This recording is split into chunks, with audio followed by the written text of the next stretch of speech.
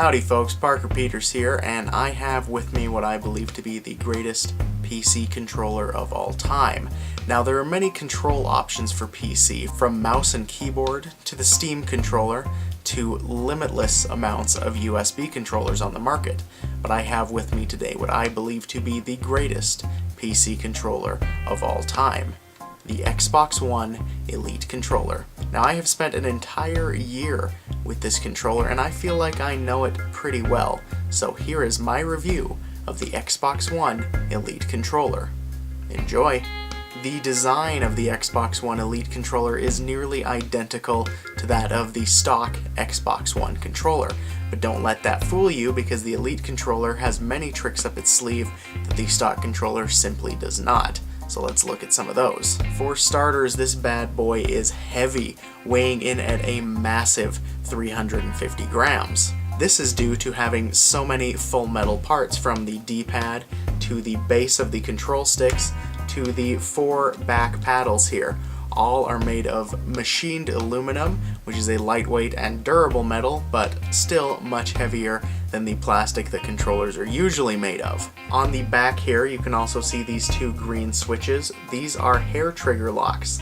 Now, the regular press of the trigger is a deep impact, very satisfying press with a big thump at the bottom. You can't really hear it, but when using the controller you sure can feel a thump. It's hitting a rubber pad at the bottom and it's super satisfying. When you flip these switches down, the triggers become hair triggers, which only take half a press to register, which is great for first-person shooters and anything where you're using the triggers and time is of the essence. This really takes some time away from your trigger press if you're into that sort of thing. On the back, as I mentioned before, there are also these 4 back paddles, which are fully programmable and can be used for a number of applications when you don't have time to take your fingers off of the analog sticks, but you still need to access your face buttons. Now, I don't use these much myself, but luckily they are fully removable. You can just take them on out there and store them in the rugged and beautiful carry case that the controller came with. Speaking of parts that can be removed, the Pro controller comes with just a whole buttload of removable and swappable parts for those of us that like to tinker. 6 different analog sticks, 2 D-pads, those back paddles, the hair trigger, all of these make for a very, very hyper customizable controller. It is just crazy how customizable this controller is, and the analog sticks and the D-pads and the back paddles all slide into their slots with magnets. Now this is a feature I was initially critical of because it seems like you could easily slip and maybe flick an analog stick or a D-pad out of its slot and be completely messed up for the rest of your game. However, surprisingly, this was not an issue in the least. These stay on there pretty good. These magnets are pretty strong, and even in the heat of the moment, these do not slip off. Fantastic magnets. How do they even work? I don't know. That's like a 10-year-old meme there for you. Keeping the memes fresh. As for the responsiveness and technical capabilities of this thing, it is fantastic, perfectly responsive in every way. Even after a full year of use, I did not notice any problems with buttons not registering, not responding, being sluggish, or anything like that. This thing holds up.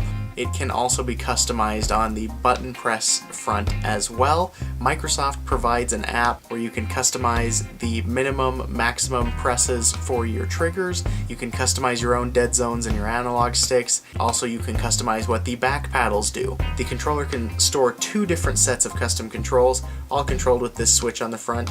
You can have your first set, your second set, and just switch back and forth between those as needed. If you want to see this controller in action, check out my Let's Play of Little Nightmares and of Senran Kagura Shinobi Versus, because throughout the durations of both Let's Plays, I am using this controller and this controller alone.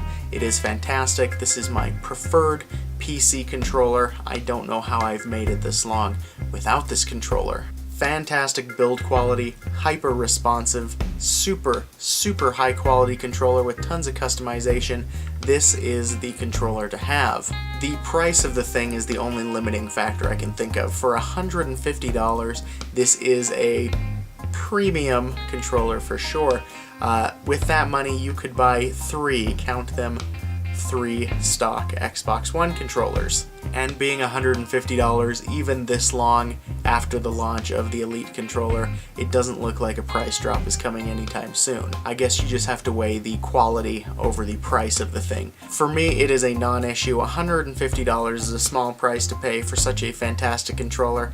I feel like this is gonna last me a while, so not that bad. And there you have it, the Xbox One Elite controller. I have been Parker Peters. If you enjoyed this video, please like, comment, and subscribe, and I'll see you next time. Thanks for watching.